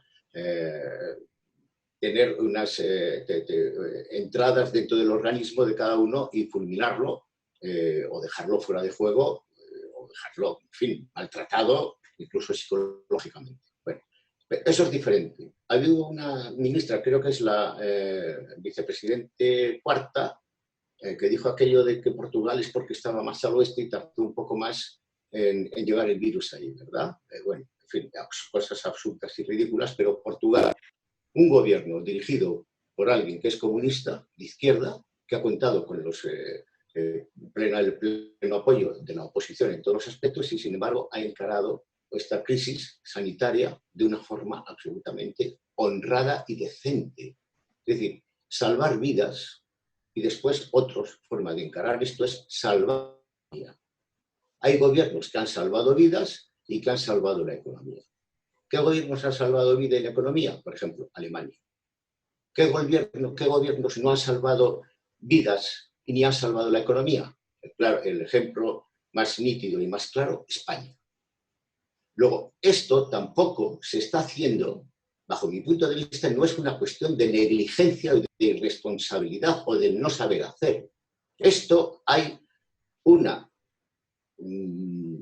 forma de encarar objetivamente, de llevar a cabo unos protocolos para buscar lo que decía Almudena hace un momento, que es la destrucción de la clase media.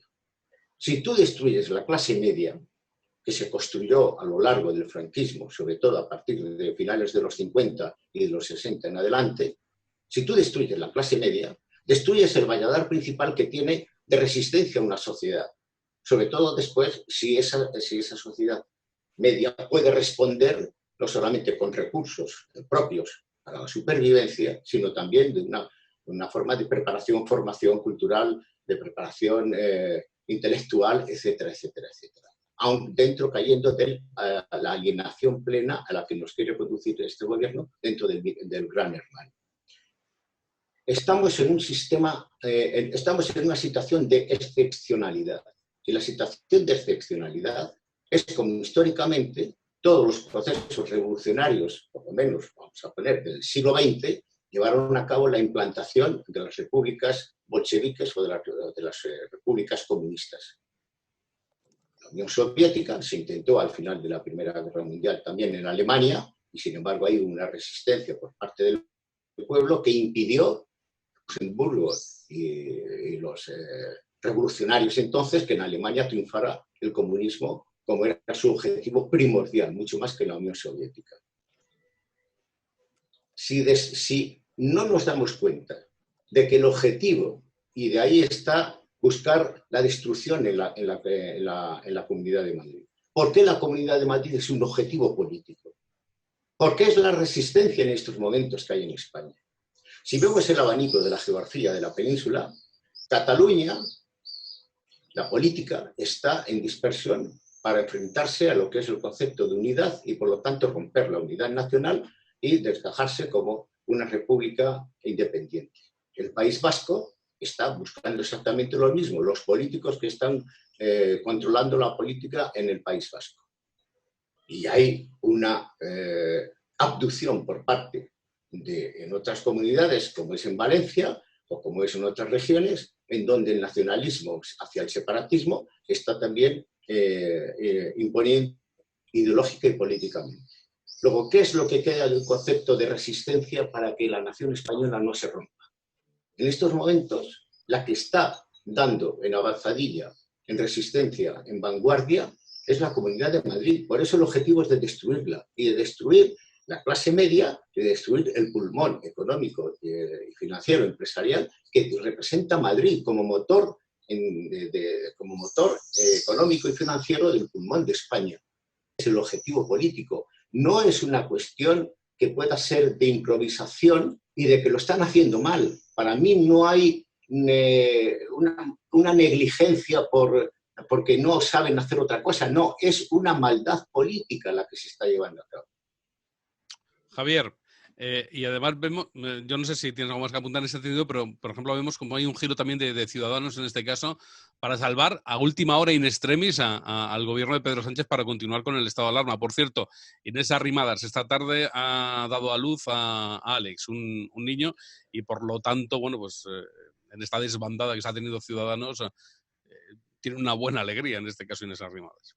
Sí, ha dado a luz a un niño que le felicitamos, ¿no? Yo creo que hay que mandarle nuestros mejores deseos, pero ha dado a luz también en una situación política que es completamente endiablada. O sea, ha dado un balón de oxígeno con su voto favorable a la prórroga del estado de alarma que no soluciona ninguna cuestión política ni de crisis médica, porque se ha señalado, y hay muchos políticos y especialistas que han indicado exactamente cuáles son las leyes que se podían aplicar para no mantener un estado de excepción encubierto como es el que tenemos actualmente con el estado de alarma, ¿no? Que se podían mantener la seguridad médica y el control sanitario sin necesidad de estar confinados en nuestros domicilios ya para el plazo de 3 meses, ¿no? Pero bueno, la situación política que ha dado lugar Ciudadanos es la de oxígeno a un gobierno que estaba cayendo en las propias contradicciones que yo señalaba anteriormente, que con sus socios de investidura, el espíritu de investidura que señalaba el otro día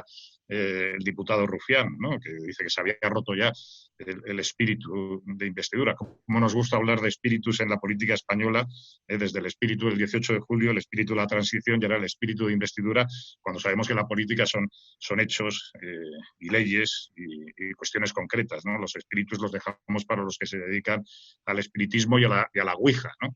Entonces aquí nos encontramos con que Ciudadanos, que había tenido un logro electoral absoluto, porque quedarse en 10 diputados cuando ellos pensaban que incluso iban a ser, digamos, la alternativa al Partido Popular, pues yo creo que ha sido su suicidio político. Por mucho que haya muchos medios de comunicación y muchos analistas que indiquen que lo que reivindica es el centro, sabemos lo que significa el centro político. El centro político pues, no ha sido más que un fracaso en la política española durante los últimos 40 años. Incluyo dentro de eso también el papel de la UCD, que se desintegró como una azucarilla por la propia decisión de sus dirigentes y también por el acoso y derribo que se realizó desde el exterior. Y ahí Jesús Palacios, que es un especialista en esa historia, en esos años de la historia de España, sabe que hubo mucha acoso y derribo contra la UCD y contra Adolfo Suárez, dirigido y promovido por muchos, no solamente fácticos, sino poderes reales de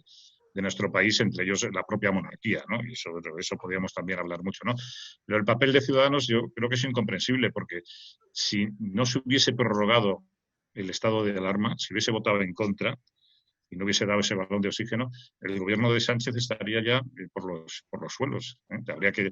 Se tendría que buscar un gobierno diferente, tendría que buscar nuevos socios, se podría buscar un nuevo candidato a presidencia del gobierno con otras alternativas. Y desde el punto de vista sanitario, pues tampoco se hubiese complicado, porque estamos ya en una desescalada, como dicen a los políticos, ¿no?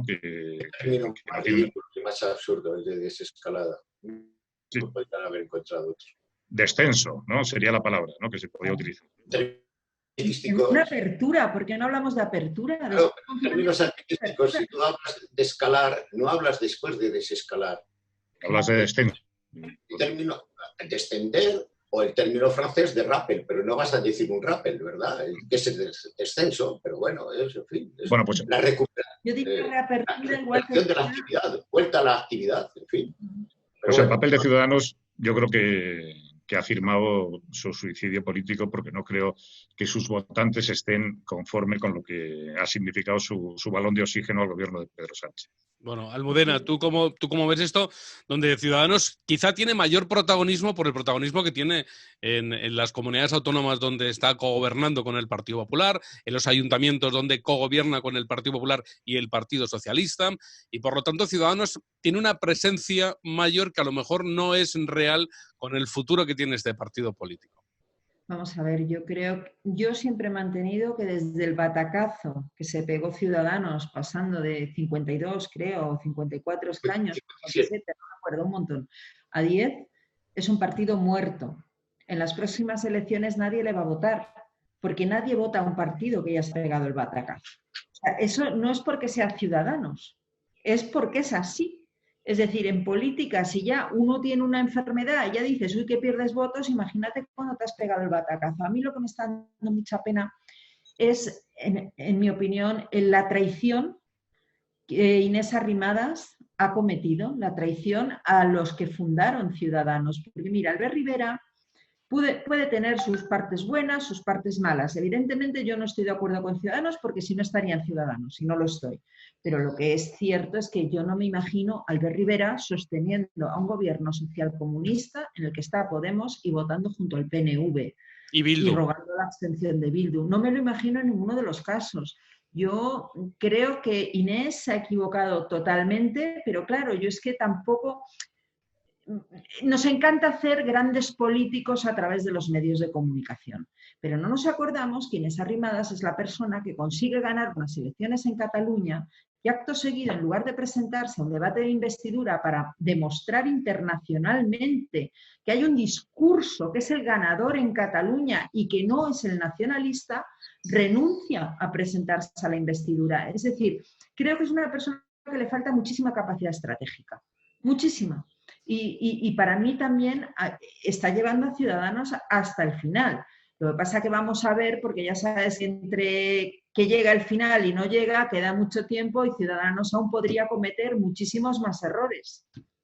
Bueno, estamos ante una situación, como digo, yo no sé si de escalada política también de los partidos, de este gobierno, como decía antes Javier Castro, según él tiene fecha de caducidad. Yo no sé si Almudena y Jesús ¿Veis que este gobierno tiene fecha de caducidad o este gobierno va a aguantar los 3 años y medio que le quedan todavía en esta legislatura? Jesús, empezamos contigo. Bueno, sería absolutamente catastrófico que pudiera durar todavía 3 años y medio más hasta llegar al final y a unas elecciones regulares. Pienso, por el contrario, que esto tiene un tiempo ya de tasación, el tiempo del gobierno está tasado. Ahora los acontecimientos nos van a ir marcando. Hay ya algo que es muy importante que se está gestando y que esto no va a parar, especialmente ese proceso de rebelión, de rebeldía cívica, de rebeldía social, que se ha puesto en marcha. Es decir, esto de que cayetanos, estamos siendo ya todos prácticamente. Por lo tanto, de una forma u otra, vamos a estar, pues, nos dejen o no, pues el día 23, quien que quiera sumarse a estas caravanas de protesta por toda España también, pues todo lo que sea un acto cívico de protesta ante los desmanes que está cometiendo el gobierno es una acción positiva de responder porque no han dejado otros recursos y otros medios para llevar a cabo. ¿Qué es lo que puede ocurrir? ¿Qué es lo que puede ocurrir? El hecho de que Ciudadanos despeje un poco ese panorama político, donde su postura era voy a ver si consigo los votos descontentos del Partido Socialista y me hago un hueco en esa posición de centro, resulta que se la chafa el rendirse sin hacer ninguna negociación con Pedro Sánchez. ¿Qué es lo que negocia Inés Arrimadas con Pedro Sánchez? Para otorgarle en 2 momentos 2 prórrogas del estado de alarma. Absolutamente nada. Y sin embargo, en la segunda, en el momento más delicado de este proceso, a las pocas horas nos vemos con que el Partido Socialista, con Unidos con Podemos, firma la derogación íntegra de la ley de reforma política con los etarras, con los asesinos en España. Porque este partido político de H. Bildu son los que políticamente representan la vanguardia política y quienes están detrás como escuderos de quien todavía no ha renunciado a las armas. Sí que lo ha hecho, pero siguen manteniendo todavía la posición de que ETA no se ha disuelto. ETA sigue existiendo todavía. Y siguen sin esclarecerse 300 asesinatos. 380 y tantos crímenes, asesinatos, sí, todavía sin aclararse, y ETA, dice el Estado que ha derrotado a ETA, y es absolutamente inexacto que ETA haya sido derrotada. ETA ha triunfado políticamente porque ha ocupado espacios políticos que los ha ganado mediante el terror, el chantaje y el haber llevado al propio Estado prácticamente contra las cuerdas en los diferentes gobiernos del Partido Socialista y del Partido Popular. ¿Qué es lo que puede ocurrir ahora? Bueno, la situación económica, el panorama que se nos presenta en las próximas semanas y meses es absolutamente dantesco. Por lo tanto, va a ser una situación irrespirable. Esa situación irrespirable termina con una posición de rebeldía, de rebelión, en donde nos vamos a ver afrontados a tener que salir a la calle, estar en la calle, para echar a este gobierno. ¿Y de qué forma se va a tener que echar a este gobierno? Aislándolo perfectamente. Si el gobierno lo que quería antes era poner cordones sanitarios a los partidos que no le gustaban, que no eran de su simpatía, con aquello de estar con el rechazo de la ultraderecha, la extrema derecha, los fascistas y demás, es que nos están convirtiendo a todos como tales. Y por lo tanto, cada vez eso tiene menos percusión, cada vez penetra más.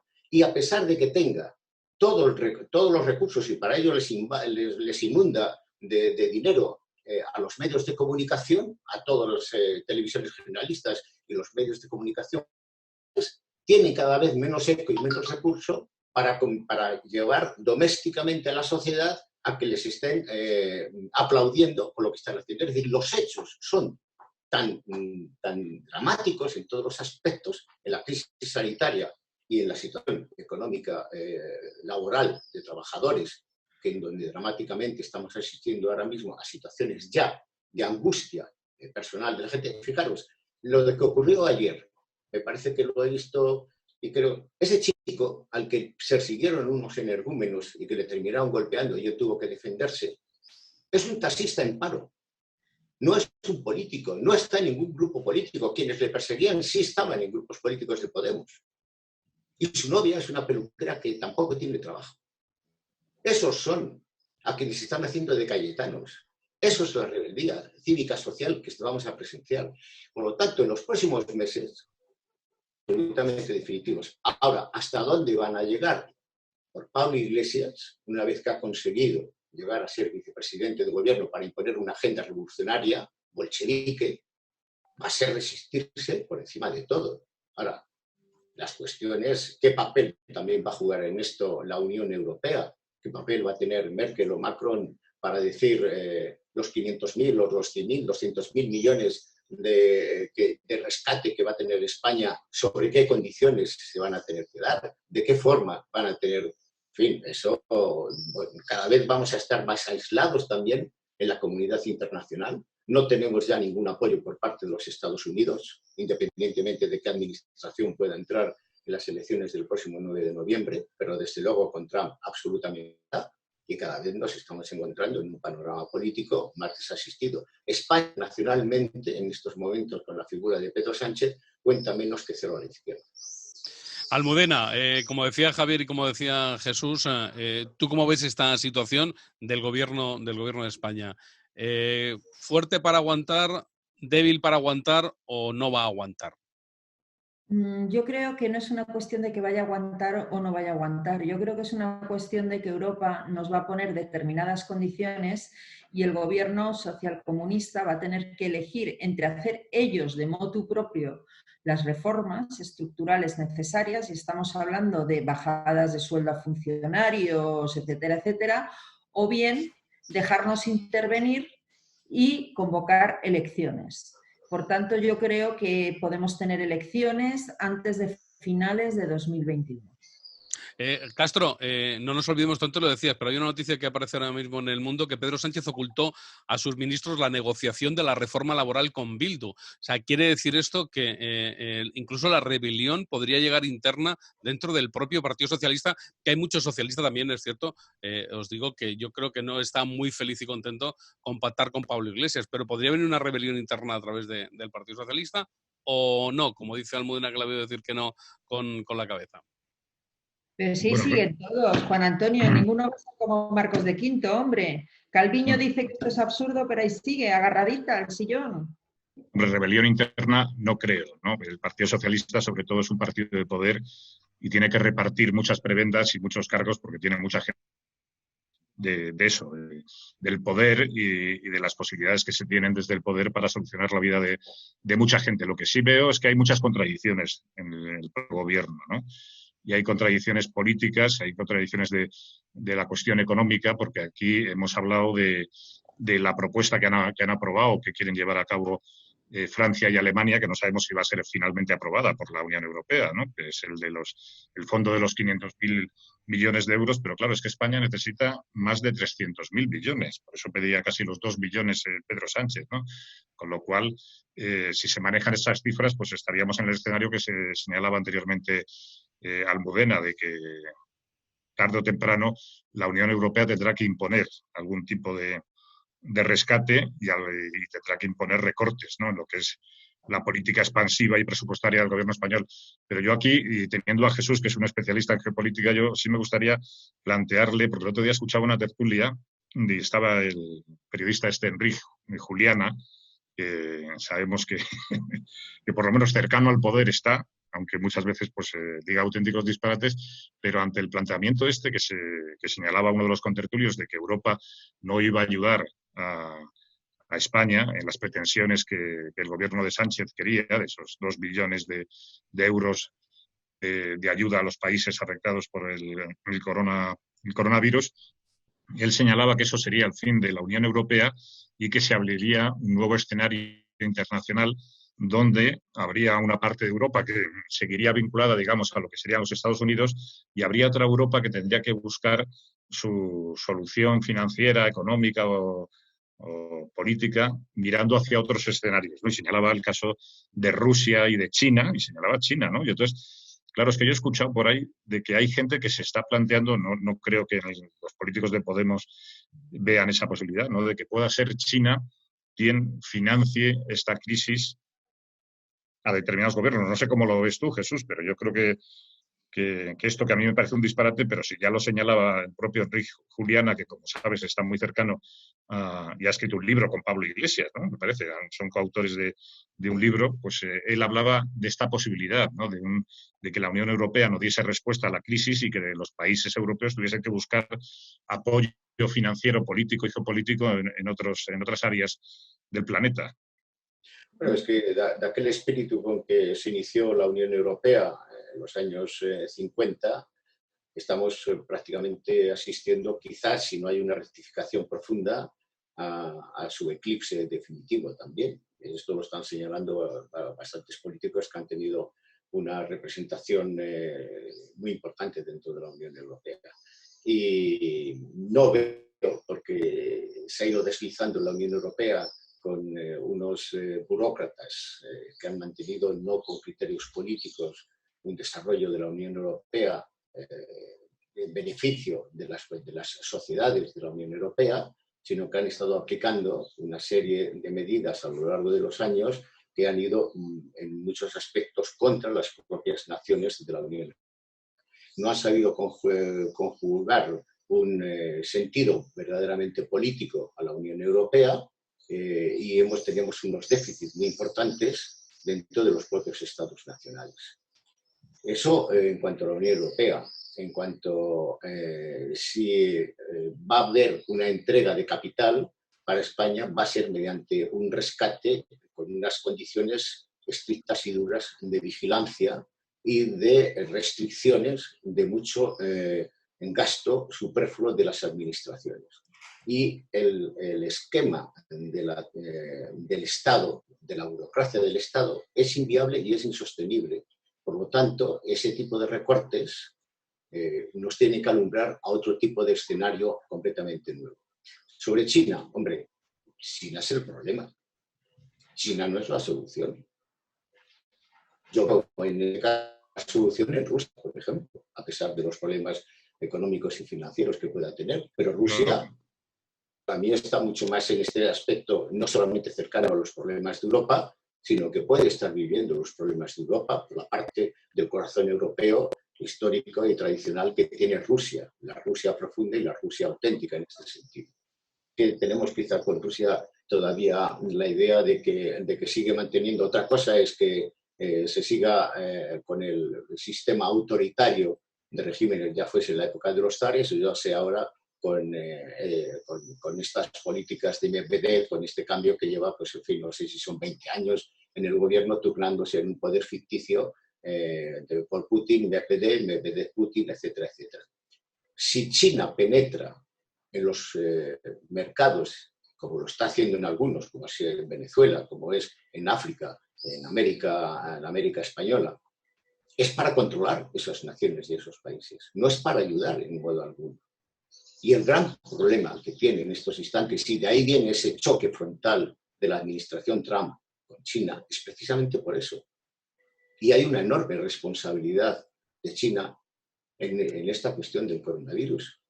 Yo no estoy no solamente nada convencido de que esto sea una cuestión de pangolín o de murciélago derivado o de que algo ha surgido por aquí o por allá con los bichos estos de manipulaciones. No. Este virus es un virus de diseño, es un virus de laboratorio.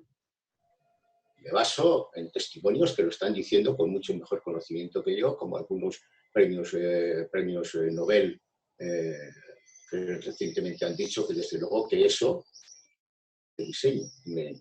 En fin, hay para abrir un debate absoluto sobre esta cuestión, sea como sea, China no es la solución, China es el problema. Bueno, vamos a ir poniendo ya el punto final, pero quiero una reflexión final ya de todos y así vamos aprovechando. Almudena, venga, empezamos contigo. No, iba a decir que no son señales horarias, lo que oís de fondo es la cacerolada de mis vecinos al gobierno porque son las 9 de la noche. Evidentemente, que puede ser la nueva señal horaria, ¿no? Mira, yo creo que... Una señal de libertad. Ahí están los... No sé si se oye, pero vamos, a mí me está retumbrando. Así estamos en Las Rozas. Bueno, pues yo la única reflexión que haría es que se ha hecho mal, en la pandemia se ha hecho mal y a mí lo que me sigue preocupando más es que creo que se ha hecho mal, como decía Jesús Palacio al inicio de este programa, por motivos ideológicos. En ningún momento se ha querido atender a la gente que estaba enferma de COVID por parte del Gobierno de España. Es lamentable, sino que están a otra cosa. Están a sus negociaciones con Bildu, con los nacionalistas, están a crear su régimen, insisto en hacer ingeniería social y a intentar meternos a todos en una nueva normalidad que yo no sé cómo será, pero que sospecho que va a ser mucho menos libre que la España que era antes del COVID. Y eso es lo que me aterroriza y yo creo que contra eso es contra lo que hay que plantarse. Javier, última reflexión. Sí, pues coincidiendo un poco con lo que hemos dicho, yo no sé si se escucha la cacerolada de mis vecinos, porque no. De Pozuelo al Alarcón. No sé. Escucharéis mi propia cacerolada, ¿no? Es que aquí se oye todo lo de los vecinos. Y entonces, pues bueno, yo también me uno a esta protesta ciudadana y cívica y bueno, yo vamos a esperar. Yo no soy muy optimista, o sea, yo creo que el problema de España no es que pueda haber una dictadura social comunista, aunque eso, yo creo que el problema de España es la unidad nacional, yo creo que se puede dar un problema de división, eso sí es real, porque existen fuerzas políticas y económicas que sí buscarían y estarían detrás de este escenario, y yo veo precisamente la debilidad del régimen del 78, y sobre todo la posición de las fuerzas políticas, y ahí sí señalo la responsabilidad de la derecha de querer defender los restos de un naufragio de un régimen que no tiene nada que ver con ella, pues veo que esto se pueda ir a pique. Desde luego yo no soy optimista respecto al futuro, no me gusta el mundo que se nos viene, el mundo del distanciamiento social, de las mascarillas. El otro día veía una mascarilla que se había implantado en Israel para ir a los restaurantes y era una cosa horrible. Yo me he comprado mascarillas de lentejuelas, que lo sepáis ¿sí? todos. FFP2 y una mascarilla rosa. Pues bueno, sí, habrá que buscar algún tipo de diseño que nos haga un poco alegre el futuro, porque si no es muy triste ver a todo el mundo así con la misma mascarilla de estas que te ponen como un pico de pájaro, ¿no? Que pareces que eres el hombre pájaro de Rapa Nui, ¿no? En fin, bueno, que esperemos que salgamos de esta. Primero, lo más importante es la salud, luego está la cuestión de la economía, naturalmente, y luego está el tema social y personal, que yo creo que eso también pues tiene que ser positivo para todos, ¿no? Pero bueno. Y el tema político, no te lo dejes. Y el tema político, sí, que también lo veo un poco complicado, ¿no? Pero bueno, hay que ser optimistas. Yo veo una ventaja en todo esto, y con esto termino, es que afortunadamente esto no ha sido una guerra, entonces no hay nada destruido, ¿no? Tenemos las carreteras, tenemos los puentes, tenemos todas las estructuras. Yo espero que en cuanto empiece a funcionar un poco las cosas y cuando se termine o se busque ya una solución médica, una vacuna, yo creo que esto puede pegar un subidón hacia arriba a la actividad, porque hay mucho emprendimiento, hay muchas ganas de pasarlo bien, de hacer cosas, de crear. Yo creo que hay una juventud también en nuestro país que saldrá de esta crisis con más ganas de vivir la vida y de afrontarla de una manera diferente. Y eso es lo único positivo que veo en todo este escenario. Jesús, que vas a acabar el libro, es lo bueno que tiene esta situación. Bueno, todavía me queda un tiempo, me quedan unos meses de arduo trabajo, pero siguiendo al hilo de lo que ha dicho tanto Almudena como Javier, estamos definiendo un nuevo escenario y estamos al final de un ciclo político, un ciclo histórico, y se va a inaugurar otro nuevo ciclo.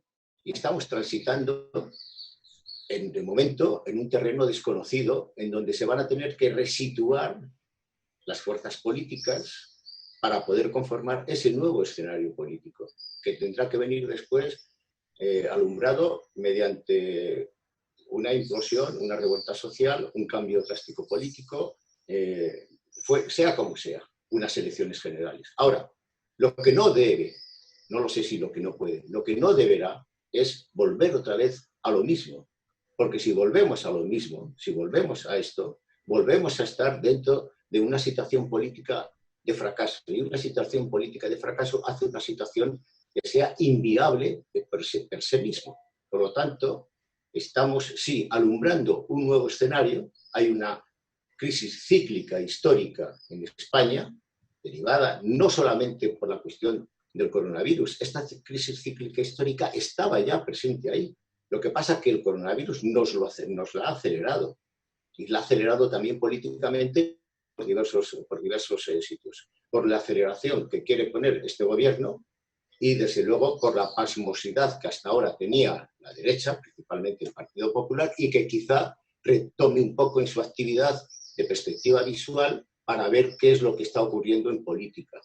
Esto es lo que nos vamos a encontrar en los próximos meses, en el próximo año, 2 años o 3 años. Pero vamos a un nuevo escenario político. El gobierno lo llama nueva normalidad. Yo digo que si fuese una nueva normalidad, sí sería adentrarnos en un territorio de régimen autoritario sin libertades, o por lo menos con las libertades cercenadas. Bueno, ¿qué os ha parecido la tertulia telemática? ¿Habéis recuperado un poquito la esencia de lo que hemos hecho en otras ocasiones? ¿Esto lo estás grabando? Estoy grabando todo. Lo puedes opinar libremente, que tampoco... Yo creo que seguimos igual, ¿no? Que nada cambia. Yo pensaba que iba a ser más corta, Juan Antonio, pero bueno, ya conozco tus programas de radio que se extendían... Sí, no había hora.